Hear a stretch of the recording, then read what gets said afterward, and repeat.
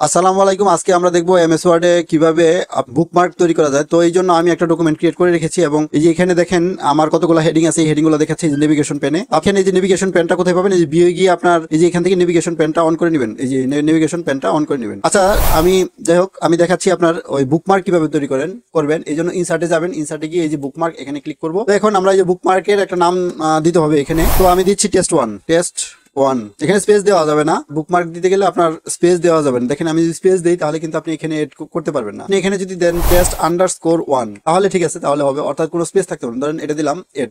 এই দেখেন এই যে আমার এই হেডিংটা কোথায় আছে, আমার এই বুকমার্কে আছে, টেস্ট 1 এ আছে। আমি যদি আরো ক্রিয়েট করি, ধরেন এই যে এটা টো চেঞ্জ, এটাকে আমি ক্রিয়েট করতে চাচ্ছি টেস্ট_2। এই যে এইটা খেয়াল করেন, এই যে এটা to change the way picture, এই হেডিংটা তো এড দিলাম। দেখুন আমার বুকমার্ক কিন্তু এড হয়ে গেছে। এখন যদি আমি যেখানেই থাকি না কেন, ধরেন আমি পেজের যেখানেই থাকি না কেন, আমি যদি এখানে বুকমার্কে যাই, টেস্ট 1 এ ক্লিক করে গো টু দেই, তাহলে দেখেন আমার এই টেস্ট 1 এ চলে আসছে। যে ভিডিও আমি কিন্তু এটাই দিচ্ছিলাম টেস্ট 1। আর এই দেখেন টেস্ট 2 যদি যাই, তাহলে এই যে গো টু এখানে যদি দেই, তাহলে আমার দেখেন এই যে টেস্ট 2 এ চলে আসছে, তো চেঞ্জ দা ওয়ে পিকচার। ঠিক আছে, তো এইভাবে আপনি এমএস ওয়ার্ডে বুকমার্ক অ্যাড করতে পারেন। তো এতক্ষণ যারা ধৈর্য সহকারে আমার ভিডিও দেখলেন তাদের সবাইকে অসংখ্য ধন্যবাদ। তো আগামী পর্বে আমরা দেখবো এমএস ওয়ার্ডে ক্রস রেফারেন্স কিভাবে ব্যবহার করবেন। তো সেই পর্যন্ত সবাই ভালো থাকবেন, ধন্যবাদ সবাইকে।